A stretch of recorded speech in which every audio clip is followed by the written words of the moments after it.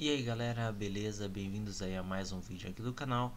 Vídeo aí para comentar sobre mais uma partida vexatória da equipe do Santos, perdendo de 2-0 para a equipe do Ituano, né? Praticamente é exatamente um ano, né? O Santos perde novamente para a equipe do Ituano.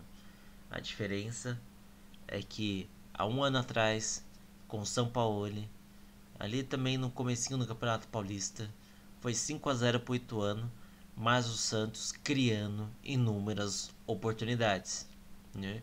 O Santos dando trabalho para a equipe do Ituano e mesmo assim acabando nas brechas, com bolas atrás das costas da marcação, acabando sofrendo os gols aí que acabaram culminando na derrota gigantesca da equipe do Santos.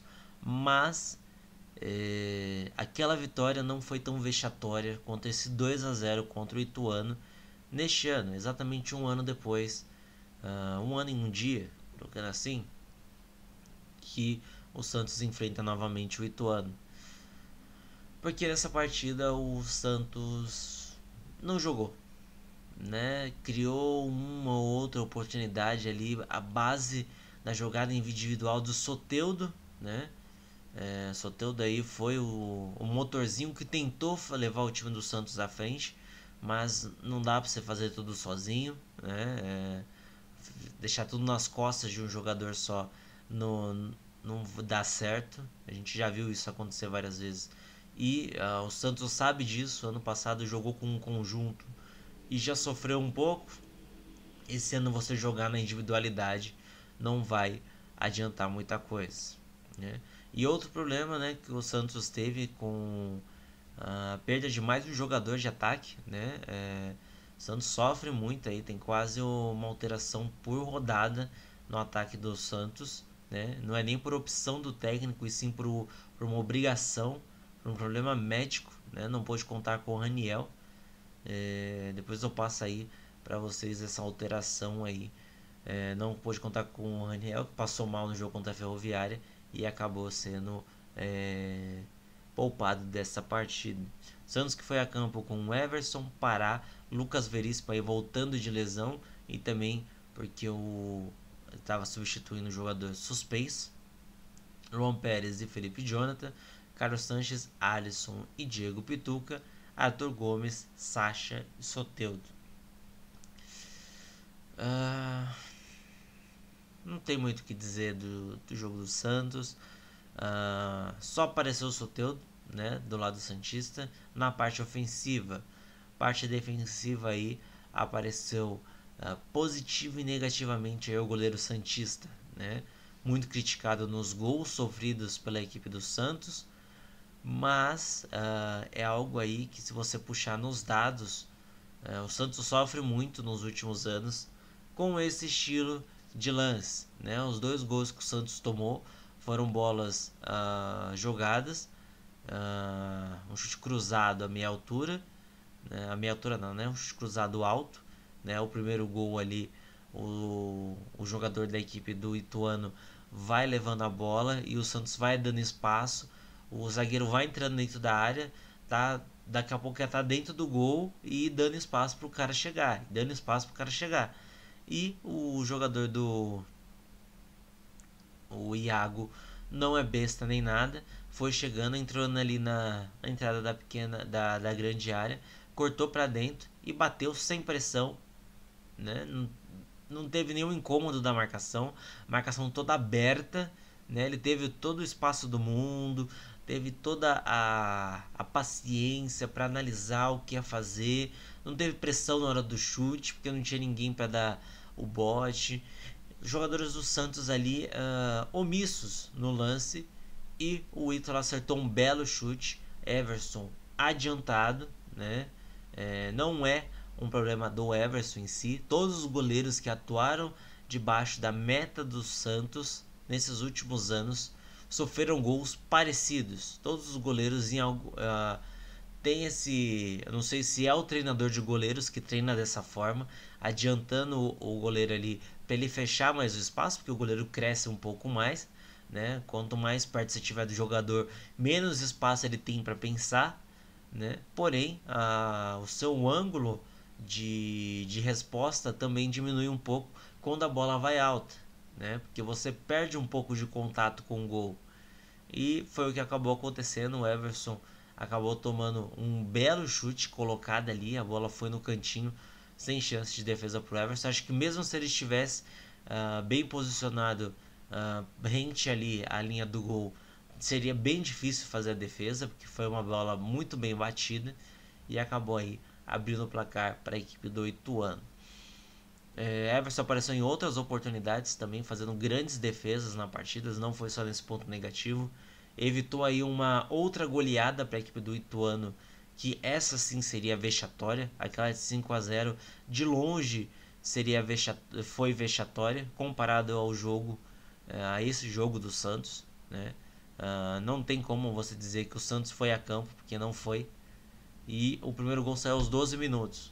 Aos 27 minutos ali, o lance do Ituano, ali quase no bico da grande área do lado direito, o jogador do Ituano sofreu a falta, o Correia foi para a batida. Soteldo, um dos jogadores mais baixos na barreira, certo? Porque a bola estava ali meio para ser cruzada dentro da área, né? A probabilidade do cara acertar um chute ali seria muito grande, mas, né, não era nada impossível. E o que aconteceu? Correia foi para a batida, bateu de chapa, a bola pegou uma curva e caiu nas costas do goleiro Everson aí, praticamente no mesmo lugar onde entrou no primeiro gol, entrou no segundo, né? E as duas foram, a primeira foi um chute de colocado ali, não era o canto do goleiro, mas na falta já era o canto do goleiro e o goleiro não conseguiu defender, como foi o caso do Everson nesse lance. Muita gente criticou o Everson por estar impedido e falou que o Vladimir não tomava gol assim. Pegando informações aí do Santos, quando o Vladimir teve oportunidades, ele chegou a tomar gols assim, aonde acabou barrando ele, dando oportunidade a outro goleiro. O Vanderlei, que não está mais no Santos, também já tomou gol assim. Então, eu não sei se é o treinamento de goleiros que faz com que que treina com os goleiros mais à frente da linha do gol, e que eu acho que os goleiros não têm como que eu posso dizer, eles não têm a estatura o suficiente para atuar mais avançado, né? Se eles fossem um pouco maior, assim, um goleiro do tamanho do Dida, Cássio, o Walter, que são goleiros bem altos no futebol brasileiro aí, isso poderia aí ajudar muito, porque daí eles são goleiros de mais estaturas. Então, para tomar uma bola alta é bem difícil, não é impossível, como já ocorreu, né? Tanto com o Dida quanto com o Cássio, Walter aí, goleiros que são bem altos, né? Que eu me recordo de cabeça. Mas não é impossível tomar gols assim, mas é um fato recorrente aí. E não tem como você colocar a culpa só no goleiro se a sua marcação é toda omissa, né? Como foi a marcação do Santos. O Vanderlei teve que trabalhar muitas vezes no jogo, bola sobrando na entrada da área, sem marcação, jogadores parados dentro da área, esperando os jogadores do Ituano definir a jogada. E criação sobre o Soteldo. Cara, não tem como você deixar tudo nas mãos do Soteldo, porque o Soteldo não vai fazer tudo sozinho, né? Não tem como você falar assim, Soteldo, pega a bola, coloca debaixo do braço e resolve. Se não tiver ninguém para ele jogar a bola, não vai resolver, né? O problema do Santos é que também não tem entrosamento, né? O Santos sofreu muito com lesões, né? Como eu disse, o Santos já mudou a sua escalação várias vezes, né? Tem um dos piores ataques aí do campeonato. E não sei, desde a estreia o Santos mudou no time 6 vezes o trio de ataque. E nunca por opção do técnico, e sempre por obrigação. Ou seja, você não tem uma continuidade no estilo de jogo desses jogadores. O Santos começou o campeonato com Marinho, Caio Jorge e Eduardo Sacha, não marcaram gols. No jogo seguinte, o Marinho se machucou, entrou o Arthur Gomes, que ajudou o Santos a vencer o Guarani, mas nessa partida se machucou também, né? Se eu não me engano, foi o Arthur Gomes e o Eduardo Sacha acabaram sentindo nessa partida. Aí pro jogo seguinte contra a Inter de Limeira, onde o Santos também venceu, jogou com o Thailson, Uribe e o Raniel. No jogo da derrota para a equipe do Corinthians, jogou com Caio Jorge, Raniel e Eduardo Sacha, onde não marcou gols. Depois, no jogo contra o Botafogo, jogou Raniel, Soteldo e Eduardo Sacha, onde foi repetido também contra a Ferroviária. Porém, essa oscilação de mudança de nomes acaba influenciando sim na marcação de gols, porque o Santos tem uma, duas, três partidas, 4 partidas com essa contra o Ituano, que não marca gols, o seu ataque é ineficiente. 4 partidas que não marca gols e 3 partidas onde ele marcou 2 gols. Curiosamente, né? Todas as partidas onde fez gols, o Santos fez 2 gols, exatamente 2 gols. É um dado curioso, mas de 7 jogos você marcar em apenas 3 jogos é muito pouco, né? E colocando pelo fato que nesses jogos, dos 4 jogos que o Santos não marcou, o Santos perdeu 2 e empatou 2. Ou seja, são 8, são 6, 8 pontos perdidos, né, no Campeonato Paulista. Tá certo que o grupo do Santos está uma baba, né, no Campeonato Paulista. A probabilidade do Santos não se classificar é tão ínfima para a próxima fase, pelo menos para os mata-matas, é tão ínfima que se o Santos não se classificar é porque o time não tem nem competições de disputar a Liga B, Liga B não, Liga D da Libertadores da América, né? Porque falam Liga B seria aí a Sul-Americana, né? Nem a Sul-Americana o Santos teria capacidade de jogar, né, com esse time, se continuar com essa eficiência que tem a equipe do Santos, porque o ataque é ineficiente. De 7 jogos o Santos venceu apenas 3, empatou 2 e perdeu 4, marcando apenas 6 gols, né? Ainda que nos jogos onde perdeu não marcou gol, né? Que é um dado também que é curioso. Os jogos que perdeu o Santos não marcou gol, e todos os jogos que venceu com exatamente 2 gols. Então não tem como, talvez o trabalho do Gesualdo não esteja dando certo, talvez os jogadores não estejam mais focados na equipe do Santos. Muitos falam assim, não, eu nunca pensei em sair, nunca pensei em deixar, como é o caso do Sanches, do Soteldo. Mas dentro de campo a equipe do Santos não está mais rendendo como rendeu ano passado. Cara, o Santos perdeu 3 peças, colocar assim, em relação ao ano passado. É muito pouco para ter tanta diferença em 2 meses. Terminou. O que muda? Muda a mentalidade do treinador. Então, um treinador mais agitado que fazia a diferença na equipe do Santos, não os jogadores. Então, colocar ali, eu pedi pro Gesualdo, grita mais aí, Gesualdo, porque senão não dá certo não, né? Se você não gritar, não vai funcionar, né? Os números do jogo vou mostrar aqui, que o Santos teve 12 oportunidades ali, apenas 3 no gol, né? Muito pouco aí, o goleiro do Ituano trabalhou bem pouco, e a maioria foram de cruzamentos, aonde a bola chegou no jogador do Santos, que cabeceou. E tem um dado aqui que não tem aqui, mas que eu vi no canal do Ouvinte Santos. O Felipe Noronha aí muito estressado com isso. Desde quando eu acompanho o canal dele, é a primeira vez que acontece isso. Ele é um torcedor do Santos, fanático, né?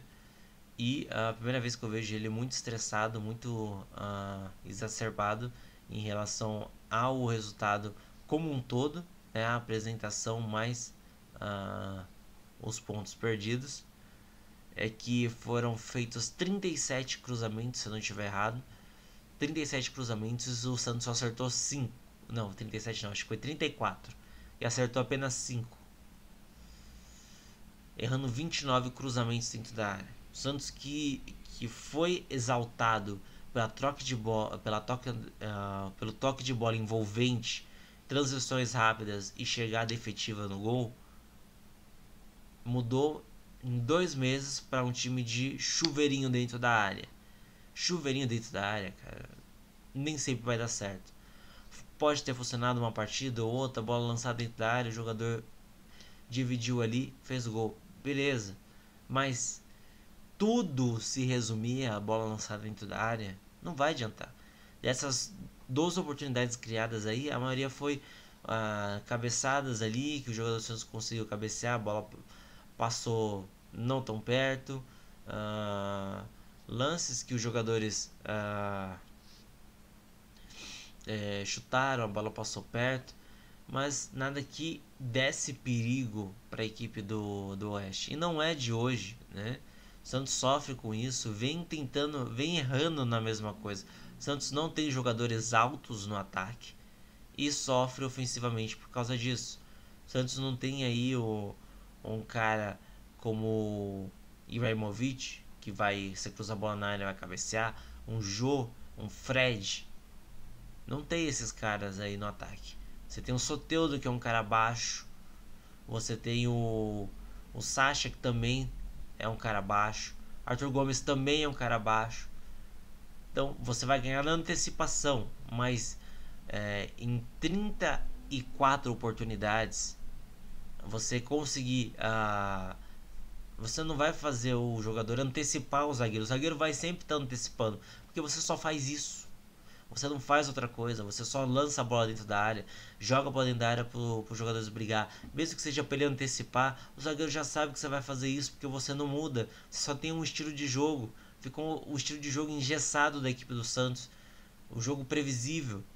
Então, quando o time adversário não entende esse jogo previsível do Santos, aí o Santos tem uma vantagem. Quando o time adversário entende esse jogo previsível do Santos, o Santos fica inoperante, não joga, não faz nada, né? Os números do jogo mostram isso. A equipe do Ituano teve menos oportunidades de chutes, foi apenas 9, mas acertou 5 no gol. Desses 5 fez 2 gols.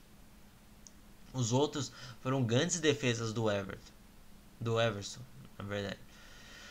Então é muito pouco. O Santos ficou com muito mais posse de bola ineficiente. Trocou mais passes também, quase acho que o dobro de passes. Aí, se não foi, ficou bem acho que passou do dobro de passes aí, acertando 86% da troca de passes. Não foi um jogo tão faltoso, 27 faltas aí. O Santos tomou 2 cartões amarelos, teve 2 impedimentos contra e 11 escanteios, mais 11 bolas cruzadas. Desses escanteios, 11 bolas cruzadas dentro da área. Não teve nenhuma jogada ensaiada, uma tentativa de lance diferente, não. Santos muito previsível. Você tem um time previsível, você não chega a lugar nenhum. O Santos vai jogar uma Libertadores com um time. Santos aí vai se encerrar um mês de preparação para a Libertadores, né? Que o Josualdo estava sendo cobrado para essa chegada na Libertadores. Vai ter o Clássico, depois tem Libertadores.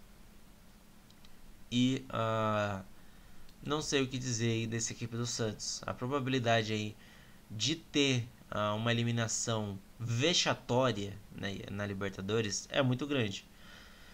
A não ser que o grupo do Santos na Libertadores seja tão ruim quanto o grupo do Santos no Campeonato Paulista. Se não, o Santos não passa da primeira fase. Se duvidar, o estilo de jogo que está jogando não soma um ponto sequer nessa fase da Libertadores. Se duvidar, não soma um ponto sequer jogando dessa maneira, né? Tem como próximo jogo a equipe do Palmeiras, que já está encaixada, está preparada para estrear na Libertadores, e contra a equipe do Santos é um catado de jogadores, né? Colocar ali 11 nomes para ver se fazem alguma coisa e não conseguem. Um jogo faz uma coisinha ou outra, outro já não faz nada. Os mesmos jogadores no jogo fazem alguma coisa, outro jogo não fazem nada. Um jogo faz uma coisa, outro jogo não fazem nada. Aí passa 2 jogos sem fazer nada, faz alguma coisa no outro jogo e fica nessa oscilação. Libertadores não pode ter oscilação. E do jeito que o Santos está, é complicado. Vai pegar o Palmeiras encaixado, jogando no Pacaembu, manda do Santos, dia 29 do 2, aí às 4 horas. Ou seja, daqui a uma semana aí, no próximo final de semana. Depois tem jogo contra Defensa e Justiça, fora de casa, no dia 3 do 3, às 19h15. Depois o Santos pega o Mirassol, que também é uma equipe muito bem encaixada, no dia 7 do 3, às 9 horas. Depois recebe o Delfim, no dia 10 do 3, às 19h15. Depois vai ao Morumbi, no dia 14 do 3, às 19 horas. E depois encerra sua primeira fase, na fase de grupos, contra o Olímpia, em casa, 17 do 3, às 9h30. Ou seja, o Santos tem uma sequência péssima aí para tentar encaixar o time aos trancos e barrancos, né? Não encaixou até agora, vai pegar Palmeiras, time encaixado, forte. Vai pegar a estreia na Libertadores, fora de casa, contra um time que contra o São Paulo, se eu não me engano, acabou eliminando eles, acho que da Sul-Americana ou foi da própria Libertadores, não me recordo agora. É um time bem montadinho aí, não sei se essa temporada vem inteiro para disputar essa Libertadores. Depois pega o Mirassol, que é um time que também está bem encaixado, bem montado, jogando bem, né? Uma das melhores campanhas do Campeonato Paulista. Depois Delfim na Libertadores, jogo complicado também, porque é um outro time que não é tão conhecido, então não tem como você medir forças contra a equipe do Santos, mas do jeito que a equipe do Santos está jogando, vai ser um jogo difícil. Depois tem o clássico contra o São Paulo, que é fora de casa, no Morumbi. E depois tem o Olímpia, né? 6 jogos seguidos aí, de jogos pegados, jogos difíceis contra equipes bem montadas. Depois pega o Santo André, ou seja, o Santos, se não engrenar agora, não engrena nunca mais, porque pode acabar o primeiro semestre do Santos em 6 jogos. Esse primeiro semestre do Santos pode ir por água abaixo de 6 jogos, né? O Santos aí tem o Campeonato Paulista, que é bem difícil de não se classificar. Não é impossível, do jeito que o Santos está jogando, não é nada impossível, mas há a possibilidade de não se classificar. Tem a Libertadores, que vai estrear, é complicado, tem que tomar cuidado, tem que jogar sério, entrar para querer vencer. Se não entrar para querer vencer, vai ser complicado. O Santos está com 11 pontos no seu grupo, 3 à frente do Água Santa, que venceu a equipe do Corinthians, 4 pontos à frente da equipe da Ponte Preta, que, se eu não me engano, empatou contra a Ferroviária, e está a 7 pontos do Oeste. Santos, que tem uma sequência complicada aí, né? Contra times fortes no Campeonato Paulista, né? A gente pode colocar assim, que é o caso do Palmeiras, né? Mirassol, São Paulo, Santo André, Novo Horizontino. Aí pelo menos os 5 próximos jogos do Campeonato Paulista são contra times que estão atuando muito bem e estão muito bem posicionados no Campeonato Paulista. Então, se o Santos não abrir o olho, Gesualdo não... Agora tá na hora de começar a cobrar o Gesualdo, né? Porque falou que Paulista é preparação. Beleza? Vai ter um clássico pré-estreia na Libertadores. Santos com a possibilidade de uma derrota para a equipe do Palmeiras ficar a um ponto de não se classificar na primeira fase do Campeonato Paulista. Tá? Vai ficar a um ponto. Pode ficar a um ponto de não se classificar na próxima fase do Campeonato Paulista. Lembrando que o grupo do Santos é o grupo mais que somou menos pontos, né? Não, 11, 8. Na soma de todos aqui é o que somou menos pontos, né? O grupo do Corinthians é o segundo que somou menos pontos. Mas é complicado. O Santos não vem bem nem no Paulista, que é um campeonato que não é tão forte assim no seu início. Pegou algumas equipes que não são tão complicadas, mas mesmo assim acabou se embolando. Jogou o primeiro clássico onde não atuou, não entrou em campo, né, basicamente. E vai pegar mais 2 clássicos pela frente. E se eu não tomar cuidado aí, fica fora da primeira fase do Paulista. E daí joga uma pressão agora em cima do Gesualdo. O Gesualdo que se jogou essa pressão, né?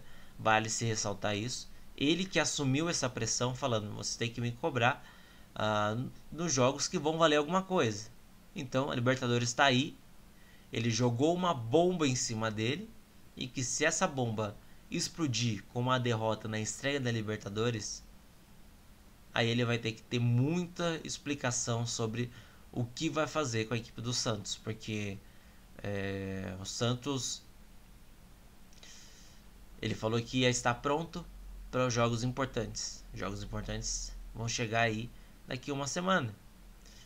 Se ele não atuar bem, se o time não jogar bem, aí vai poder cobrar, mas aí vai cair, vai explodir com tudo aquilo ali. É como se fosse um alicerce com um pedaço de madeira debaixo de uma pedra de barro, que se você dá um tapa naquele pedaço de madeira, vai cair, vai soterrar tudo com aquela camada de barro que está em cima. E o Santos está assim, está sustentando assim. É uma viga que tá quase que arrebentando ali. Um tapinha já era. E esse tapinha aí pode vir nessa próxima semana, que é véspera de clássico agora. Santos se prepara para o clássico e se prepara para a apresentação do primeiro jogo da Libertadores. Se não joga bem, se não jogou bem até agora, só se o Gesualdo guardou tudo para essa semana, para começar essa semana. Peço desculpa, né? Só se ele guardou tudo para essa semana, né? Deixou todo mundo passar raiva, todo mundo ficar estressado, todo mundo ficar nervoso com a equipe do Santos, para daí nessa semana resolver jogar alguma coisa. Né? Esse vídeo acabou ficando um pouco comprido, né? Só tem uma notícia aí na Semana Santista que veio aqui, que foi lançada aí ao ar, né? Pelo técnico não, né? Pelo presidente do Santos, que é em questão do Brian Ruiz, né? O José Carlos Pérez, que em alguns momentos se manifestou contra aí a reintegração do jogador, falando que não queria rescindir o contrato do jogador, e o jogador não tinha interesse de rescindir. O problema é que se você faz um contrato com um jogador, você tem que cumprir, e nesse contrato tem cláusulas de rescisão. Mesmo que seja um clube empresa, como é colocado, você tem cláusulas que você tem que cumprir. Tudo aquilo que você acorda com alguém, você tem que cumprir. Foi acordado com ele vencimentos, vínculos e prazo de término de contrato. Se ele não agradou o seu serviço, você vai rescindir e arcar com todos esses trâmites. Independente se mudar para clube empresa, uma empresa também tem que arcar com todos os débitos, né? Você tem um vínculo de contrato, você não vai pagar até o final, a não ser que tenha uma cláusula no seu contrato. Então, mesmo que mude para clube empresa, se o jogador falar: eu só vou para o Santos se tiver no meu contrato, que se caso vocês quiserem rescindir o contrato comigo, eu receberei o proporcional até o final do meu contrato. Ele pode colocar isso. o contrato ele é negociado. O clube empresa ele não é obrigado a pagar algo que não está no contrato. Então, se for mudar para clube empresa, desde que não esteja no contrato que o Santos seja obrigado a pagar um vínculo, o restante do vínculo do jogador, que é uma válvula de escape que o próprio jogador tem a seu favor, né? Que é o fato de que você pode contratar alguém, ele jogar umas 2 semanas, você contratar só para outra equipe não contratar o jogador e depois não querer mais contar com ele.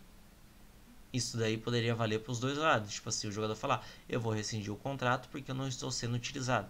O jogador foi preterido pelo técnico passado, ainda tem vencimentos atrasados e quando você contratou o jogador você sabia como era, como jogava, como atuava e mesmo assim ainda contratou o jogador. O jogador não foi bem no seu início. No ano seguinte também não foi bem, que o jogador chegou em 2018, no final da temporada, jogou alguns jogos, chegou aí no Santos. O último jogo foi em 2018, não foi inscrito no Campeonato Paulista do ano seguinte, não atuou no Brasileiro, não atuou na Copa do Brasil. Então, o jogador que foi preterido pelo outro técnico, ou seja, o técnico não quis contar com o trabalho do jogador, mas o clube contratou porque quis. Então, tem todos esses problemas. Não adianta você querer ficar vinculado, porque o que vale é o que está assinado no papel. Você conversar com o jogador e falar assim, vou contratar jogador tal, se o jogador quiser cláusulas de proteção, ele pode acrescentar que tudo é válido num contrato de trabalho. Desde que você leia, as duas partes concordem e você assine o vínculo de trabalho. Então, não mudaria em nada o que o Carlos Pérez colocou, porque se o Brian Ruiz assinasse contrato com o Santos sendo um clube empresa, né? E ele tivesse colocado no contrato uma cláusula de proteção para ele, o jogador, aonde ele não fosse jogado no limbo como foi, né? Porque, em outras palavras, o Santos poderia rescindir o contrato com ele, porque o Santos não quis mais contar com os serviços dele. O Santos contratou ele, tirou da onde ele estava para jogar. Ele não foi preterido por outros nomes. O Santos não quis mais contar com os trabalhos dele, mas para rescindir o contrato com ele não quer pagar os benefícios, ainda mais os que são obrigatórios. O Santos não está pagando. Então, o que mudaria para o jogador? Se fosse clube empresa, o jogador sairia com uma mão na frente e outra nas costas. Jogaria 3 meses, 4 meses pela equipe do Santos e depois seria desvinculado aí. Ou seja, ele perdeu todo aquele trabalho no seu clube anterior, saiu de lá, muitas vezes pelas portas dos fundos, fez um vínculo com o Santos, para daí depois, daqui 2, 3, 6 meses, tem o seu vínculo cancelado, porque o Santos fala, agora eu não quero mais. Né? Esse vídeo acabou ficando muito longo aí, peço desculpas aí, mas né, é uma semana conturbada para o Santos, é uma sequência aí, 1 mês, 2 meses aí do Santos aí, que tem pela frente difíceis, né? Esperamos aí que Gesualdo consiga tirar um coelho da cartola, porque olha, tá complicado o ano do Santos. E eu ouso cravar aqui, né, que se o Santos perder os dois primeiros jogos de estreia na Libertadores e mais cair para uma terceira colocação do Campeonato Paulista da fase de grupos, Gesualdo não fica aí, não passa por esse primeiro mês aí de jogos complicados, né? Eu ouso colocar esse daqui, esse jogo contra o Palmeiras, Mirassol, jogo Palmeiras, Mirassol, Defensa e Justiça e o Delfim. Esses 4 próximos jogos aí podem definir o futuro de Gesualdo no Santos. Eu ouso cravar isso aqui. Pode ser que não aconteça, pode ser que o Gesualdo tire um coelho da cartola, mas se caso não fizer, eu acho que ele não continua na equipe do Santos. Mas, né, vamos ver o que vai acontecer, né? Esse Santos aí que ano passado deu muitas alegrias pro torcedor e esses anos e no mesmo tempo, né, no mesmo período, né, deu muitas alegrias para a equipe pro torcedor santista e esse ano dá muitas tristezas aí. Não dá para entender, os mesmos jogadores, mesmos nomes, mesmas pessoas, só muda o trabalho e tá praticamente 100% diferente. Não dá para entender muito não. Mas eu agradeço bastante a todos que acompanharam o conteúdo. Se você é novo, veio por esse vídeo, se inscreva aí embaixo no canal. Eu agradeço bastante, ajuda muito aí no crescimento do canal. Obrigado mesmo a todos que acompanham esse conteúdo. E se você concorda ou discorda, deixe seus comentários aí na parte de comentários, estarei lendo e respondendo. Se quiser fazer perguntas também, coloque aí que eu responderei. Muito obrigado pela atenção de todos, agradeço muito a todos que acompanham esse conteúdo. Obrigado pela atenção e até o próximo vídeo. Tchau, tchau.